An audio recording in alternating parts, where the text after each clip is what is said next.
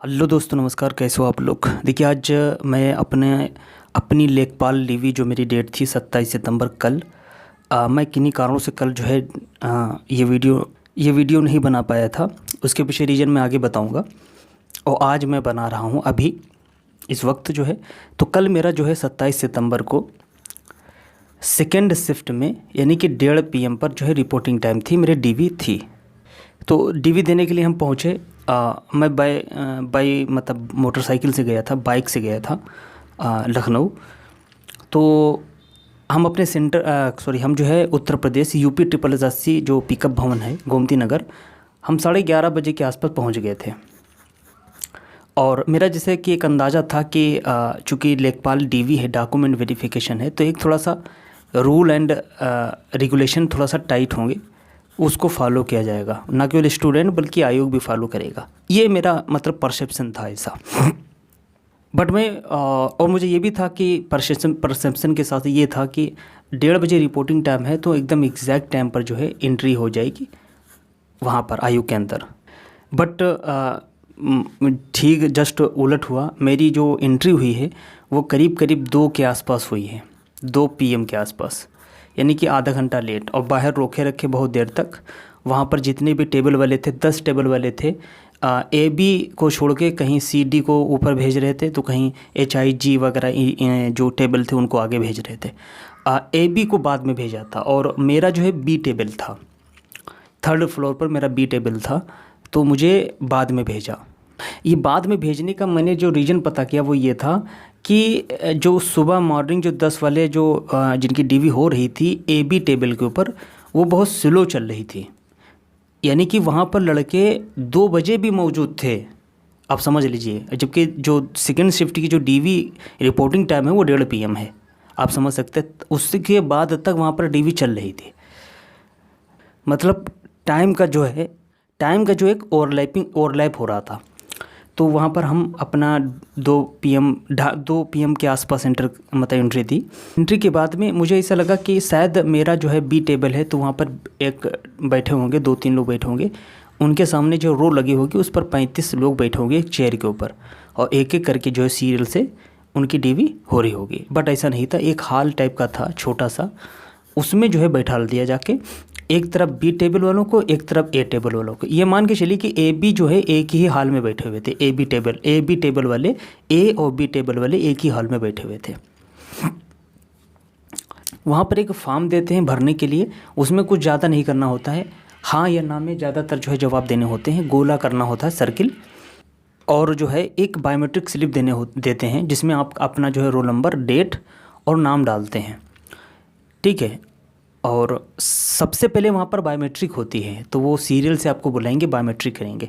Biometric में जो है आपका फ़ोटो स्कैन करेंगे, मतलब चेहरे का। उसके बाद जो है आइरिस वगैरह, आँख की पुतली का जो है उसको स्कैन करेंगे। वेरीफाई होने के बाद में आपका उसमें जो है वेरीफाइड जो बायोमेट्रिक स्लिप है, उसको जो है जो ऑथराइज पर्सन है वहाँ पर एजेंसी का, वो जो है सिग्नेचर करेगा, और उसके बाद जो है आपका वेरीफाइड कर देगा, मोहर लगा देगा, सिग्नेचर कर देगा। ये हो जाने के बाद में आपका जो है बायोमेट्रिक आपका जो है डीवी होता है। जो फॉर्म देते हैं उसको खुद ही वो मतलब बोल के भरवा देते हैं, कहीं पर कोई दिक्कत ना हो। सिंपल होता है, बहुत सन से मतलब जल्दी से भर जाता है। उसके बाद जो बैठ जाने के बाद में फिर आपकी डीवी स्टार्ट हो गई। तो वहाँ पर जो है A वालों की टेबल इधर लगी हुई थी दाएँ, और बाएँ जो है B वालों की टेबल लगी हुई थी। मैंने देखा कि जो दाएं जो टेबल A वाले थे ना, टीचर वो बहुत तेज काम कर रहे थे और बहुत जल्दी डीवी करवा रहे थे। जबकि B जो टेबल था, यानी मेरी जो टेबल थी, वहाँ पर जो है बहुत स्लो काम चल रहा था। यहाँ तक कि एक एक स्टूडेंट आधा आधा घंटा तक बैठा हुआ, उसका डीवी नहीं हो पा रहा। और जो उसके पीछे रीज़न पता चला वो ये था कि फिजिकली चैलेंज वाले यानी विकलांग प्लस के जो EWS का बहुत बड़ा इशू था। जैसे कि EWS में फाइनेंशियल ईयर स्टूडेंट ने बहुत सारे, जितने स्टूडेंट थे इतने स्टूडेंट थे EWS के, मुझे लग रहा है कि 35 B टेबल पर था, 35 B टेबल पर था, दोनों मिला के 70। मुझे लग रहा है 70 में कम से कम ने 30 प्लस जो है EWS और फिजिकली चैलेंज थे। और EWS जो इशू था वो था कि फाइनेंशियल ईयर में जो ओवर राइटिंग की हुई थी, खुद ओवर राइटिंग कर ली थी उन्होंने, समझ रहे हो। तो इसे रिजेक्ट कर रहे थे, एप्लीकेशन लिखवा रहे थे, ये टाइम लग रहा था। फिजिकली चैलेंज वाला इशू ये था कि किसी की मार्कशीट ही नहीं है जनरली, ठीक है। और मार्कशीट नहीं गुम हो गई है, उसके कुछ भी कोई उनके पास प्रूफ नहीं कि क्या होगा क्या नहीं। इस वजह से जो बहुत सारा जो है टाइम लग रहा था वहाँ पर। करीब जितने जब डीवी होते रहे तो नाम पुकार रहे थे। नाम पुकारने के मतलब जो समय मैंने जो है जो काउंट किया था, करीब 12 से 14 स्टूडेंट मैंने काउंट किए थे कि जो गैर हाजिर थे या प्रेजेंट नहीं थे। समझ रहे? यहाँ तक कि मैंने 3 लोगों को ऐसे भी देखा था जो सिलेक्टेड थे, वो भी डीवी देने के लिए आए थे। ठीक है, हाथ उठवाया था कि कौन सिलेक्टेड है, एनओसी है, तो कहलें हाँ है, तो कहलें कोई बात नहीं।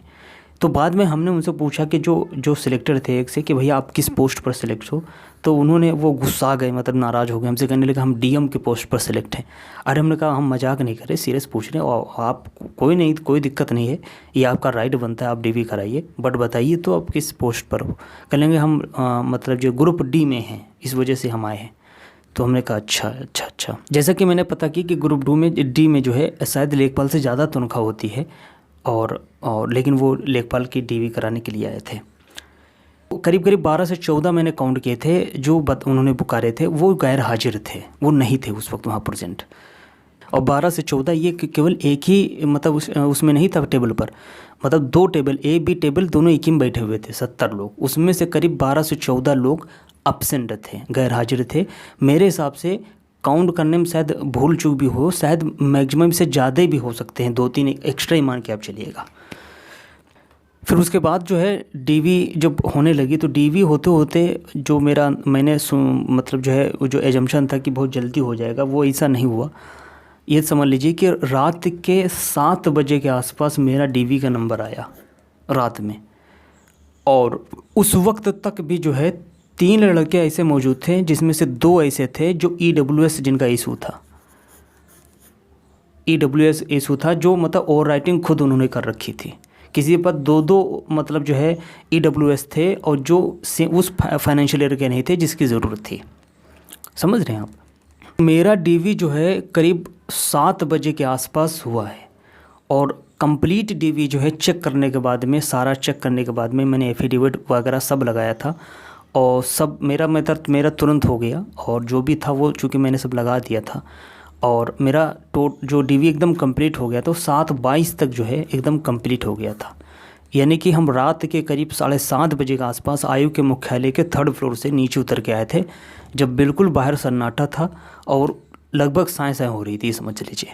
आप लोग ये याद रखिएगा कि कोई लोग भी अगर दूर से आया हो तो ये मान के चलिए, अगर आपकी डीवी 1:30 बजे के बाद में है, 1:30 बजे है, मतलब सेकंड शिफ्ट में है, आगे मतलब जो है, तो ये मान के चलिए कि हो सकता है आपका मतलब रात हो जाए, तो वही हिसाब से अपना प्लान बना के आइएगा। ठीक है? एब्सेंटी जो है, जो मैंने देखा, एब्सेंटी करीब 12 से 14 थी, और प्लस ही रहेगा, इससे कुछ हम भूल भी रहे थे वहाँ पर। और अगर वो 3 जो सिलेक्टेड थे वो भी ना होते तो करीब 16-17 के आसपास पहुँच जाता। ये टोटल 70 में से मैं बता रहा हूँ। डीवी का इसके मतलब प्रॉपर तरीके से हो रहा है। कुछ लोग हैं जैसे ग्रुप डी वाले, वो करवा रहे हैं, बट ठीक ठाक हो रहा है। ठीक है? और हाँ, सेकेंड शिफ्ट मैंने फिर कहा कि सेकेंड शिफ्ट में जो है टाइम लग रहा है, मतलब वो रात भी हो जाए। जैसे मैं 7:30 बजे रात में नीचे मतलब आयोग के नीचे अपनी डीवी करा के वापस आ पाया। जब मैं आया उसके मेरे बाद में 3 ऐसे लोग थे जो मतलब आयोग के जो AB टेबल पर अभी भी मौजूद थे, तब भी मौजूद थे। उसमें 3 में 2 लोग जो हैं EWS वाले थे। यहाँ तक कि फर्स्ट शिफ्ट में भी जो है 10 बजे से है, तो वो भी 2 बजे तक डीवी मतलब चलती रहती है। इतना ज़्यादा ओवर हो रहा है, ओवरलैप हो रहा है। ठीक है दोस्तों, यही एक इन्फॉर्मेशन थी, ये मेरा पर्सनल अनुभव रहा है। तो एट लास्ट मैं करीब रात के 10 बजे वापस आ पाया था अपने घर। तो आप ये ध्यान रखिएगा। और करीब जो है स्किप जो है वो 12 से 14 या 15 के आसपास थी। ठीक है दोस्तों, नमस्कार। यही मेरा अनुभव रहा है अभी तक का।